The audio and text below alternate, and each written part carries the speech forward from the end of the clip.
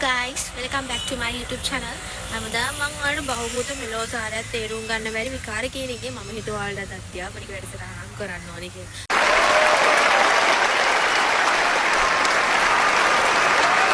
නාද අන්නාර සමුද්‍රය.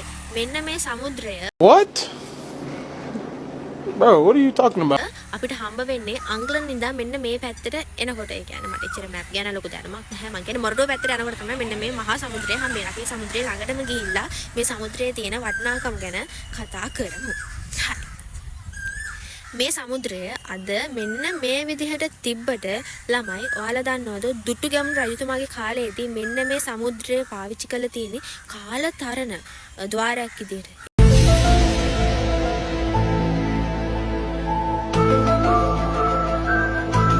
එහෙමත් නැත්නම් පාවිච්චි කරලා තියෙන්නේ මේ ග්‍රහලෝකෙින්ද තවත් මේ වගේම සමාන්තර ග්‍රහලෝක වලට යන්න පුළුවන් ద్వාරයක් විදිහට කියලා. පිළිගන්නේ නැහනේ. ඉන්න මම පිළිගන්න පුළුවන් විදිහට ඔයාලට පැහැදිලි කරලා දෙන්නම්. දැන් මේ වටේ පිටේ ඉන්න මිනිස්සු හිතාගෙන ඉන්න මම මේ සමුද්‍රය දිහා පෙන්නලා මේක මේ තියෙන වෙලා තියෙන ව්‍යසන ගැන කියන්න නෑ නෑ උන්ට පිස්සු.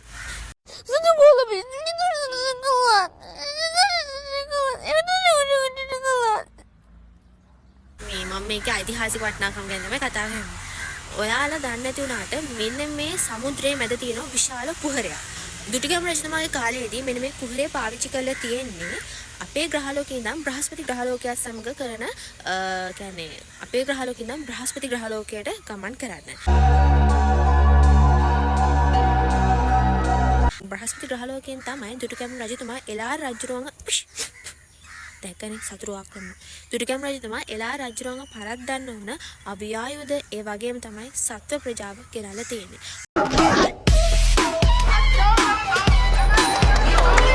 ඔයාලා දැකලා තියෙනව නේද? පූසෝ එක දිහාවක් බලාගෙන එක විදිහකටම ඉන්නවා. එයාලා අපි කියන දේවල් අහන්නේ. අපි උන්ට යටත්ව තමයි ජීවත් වෙන්න ඕන කියන මතය තමයි මේ වඳුරු පූසෝ ටික ජීවත් වෙන්නේ. Si llegara a meter la calculadora al congelador, ¿tendré todo fríamente calculado? Si dormir es gratis, ¿por qué cuesta tanto levantarse? Tantas preguntas en mi cabecita como, ¿en qué idioma? ඒ කියන්නේ බ්‍රහස්පති ග්‍රහලෝකය අපේ ග්‍රහලෝකයට වඩා ලොකුයි. එතකොට ඒ පූසොන්ගේ මානසිකත්වය හැදිලා තියෙන්නේ එයාලට වඩා කුඩා ග්‍රහලෝක සියල්ල එයාලගේ යටතේ ඉන්න සුළු වැසියන් විදිහට. ඒ කියන්නේ යටත් වැසියන් විදිහට අපි එයාලගේ සේවකයෝ විදිහට තමයි එයාලගේ මයින්ඩ් එක හැදිලා තියෙන්නේ.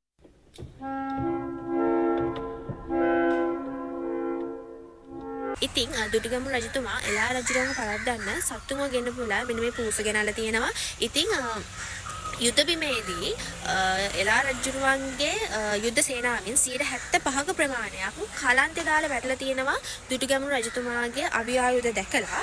එතකොට ඉතුරු 125 පූස සපා කාලා තමයි පරද්දවල තියෙන්නේ. ඊට පස්සේ ඉතින් සටන තින්නේ රජුරෝ දෙන්න අතර. ඉතින් ඒක ඉතින් නැතිනම් අපේ රජුරුවන්ට ඉතින් අනිත් රජුරෝ නැති. අනේ විදිහට තමයි හැමදේම වෙලා තියෙන්නේ. ඉතින් හෙත් එකම දැන් කාලයකට කලින් ඔයාලා දකින්න ඇති සමහර මිනිස්සුන්ගේ ඇඟේ රැස් විහිදෙනවා වගේ දේවල් වෙලා තියෙන එයාලගේ පරම්පරාගත මුතුන් මේ 1 2 3 4 දුම් ටැක් මෙන්න මේ ద్వාරය පාවිච්චි කළා විවිධ ග්‍රහලෝක වලට තරණය කිරීමේදී මේ ద్వාරය ඇතුලේ තිබෙනවා දිලිසෙන ශ්‍රාවයක්.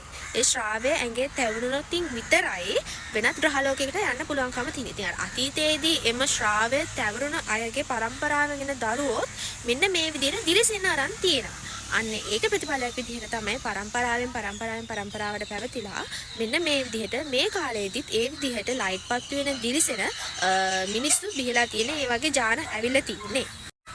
මේ ద్వාරය ගැන තවත් පැහැදිලිව කතා කරොත් එහෙම ලන්දේසි කාලේ ඔයාලා දැකලා තියෙනව නේද ගල්කිස්සේ තියෙනවා ලොකු හොටල් එකක්. අන්නේ හොටල් එක හදලා තියෙන්නේ වැලන්ටිනා කියන ආදිපාදවරයා. එතකොට ඔයාලා අහලා ඇති අන්නේ වැලන්ටිනා කියන ආදිපාදවරයා ලංකාවේ කෙල්ලෙක් පන්නගෙන ගිහින් තියෙනවා. ලංකාවේ කෙල්ලව හම්බ වෙන්න වැලන්ටිනා ආදිපාදවරයා උමං මාර්ගයක් සකස් කරමින් තියෙනවා. හැබැයි ලංකාවේ කෙල්ල කොහොමද වැලන්ටිනා ආදිපාදවරයව හම්බුනේ? කොහොමද වැලන්ටිනා ආදිපාදවරයා ලංකාවේ කෙල්ලව පන්නගෙන ගියේ? ඒක නේද ලංකාවේ කෙල්ලගේ තියෙන පැනලා යන්න. ඒක වෙනම කතාවක්. කොහොමද ඒක මෙව්වනේ කියලා එතනින් එහාට කිසිම සෙල්ලිපයක සඳහන් වෙන්නේ නැහැ. ඒකට හේතුව තමයි මෙන්න මේ කුහරේ. අච්චර මඩ කාගෙන දත කාගෙන වැලන්ටිනා අධිපාදවරයා අර විදිහට උමගක් හැරුවට ලංකාවට මොලේ තියෙන නිසා කෙලිම මෙන්න මේ කුහරෙන් බහැලා මතුවලා තියෙන්නේ අන්නේ අධිපාදවරයාගේ රටේ. Arnaldo!